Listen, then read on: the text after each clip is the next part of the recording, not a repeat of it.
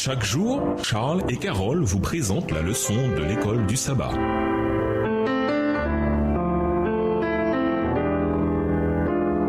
Bienvenue à votre émission. Dieu nous parle. Nous voilà la leçon de mercredi, un ciel nouveau et une nouvelle terre. Après l'éradication du péché, la terre deviendra la demeure des rachetés. À quoi ressemblera-t-elle? Dans Apocalypse 21, le verset 1, j'en vois un ciel nouveau et une nouvelle terre. La Bible fait référence à 3 cieux, le ciel, l'univers étoilé et l'endroit où habite Dieu. Voir 2 Corinthiens 12, verset 2. Dans Apocalypse 21, le verset 1, c'est l'atmosphère de la terre qui est en vue. La terre et le ciel, contaminés, ne peuvent plus endurer la présence de Dieu. Apocalypse 20, le verset 11. En grec, le mot nouveau, kainos, renvoie à quelque chose de nouveau sur le plan qualitatif et non en matière d'origine et de temps. Cette planète sera purgée par le feu et restaurée à son état originel. 2 Pierre 3, les versets 10 à 13.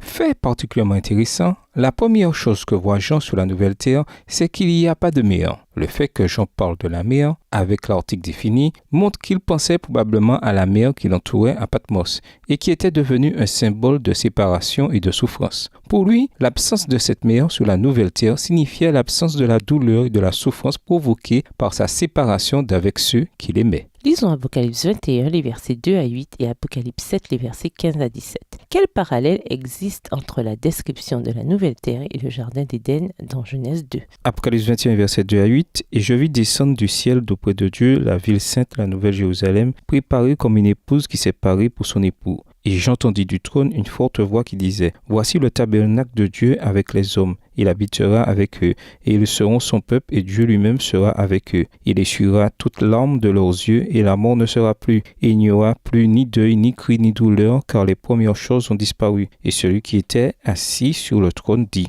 Voici, je fais toutes choses nouvelles. Et il dit : Écris, car ces paroles sont certaines et véritables. Et il me dit : C'est fait. Je suis l'alpha et l'oméga, le commencement et la fin. À celui qui a soif, je donnerai de la source de l'eau de la vie gratuitement. Celui qui vaincra héritera ces choses. Je serai son Dieu et il sera mon fils. Mais pour les lâches, les incrédules, les abominables, les meurtriers, les impudiques, les enchanteurs, les idolâtres et tous les menteurs, leur part sera dans les temps ardents de feu et de soufre, ce qui est la seconde mort. Apocalypse 7, les versets 15 à 17. C'est pour cela qu'ils sont devant le trône de Dieu et le servent jour et nuit dans son temple. Celui qui est assis sur le trône dressera sa tente sur eux. Ils n'auront plus faim, ils n'auront plus soif, et le soleil ne les frappera point, ni aucune chaleur. Car l'agneau qui est au milieu du trône les paîtra et les conduira aux sources des eaux de la vie, et Dieu essuiera toute larme de leurs yeux.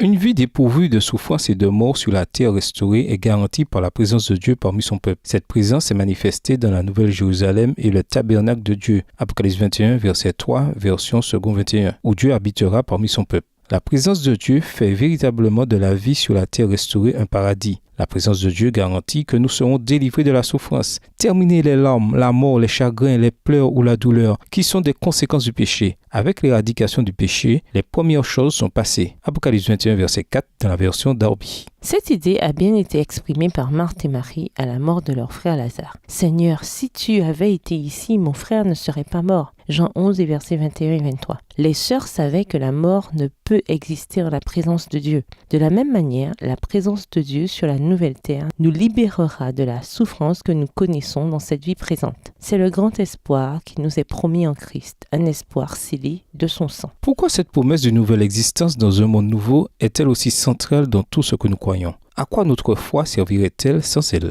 Et nous vous laissons avec la question du jour. Comment gérer les larmes, le deuil et la douleur dans notre vie présente? Au revoir. Et à demain si Dieu veut. Dieu nous parle. Chaque jour, Charles et Carole vous présentent la leçon de l'école du sabbat.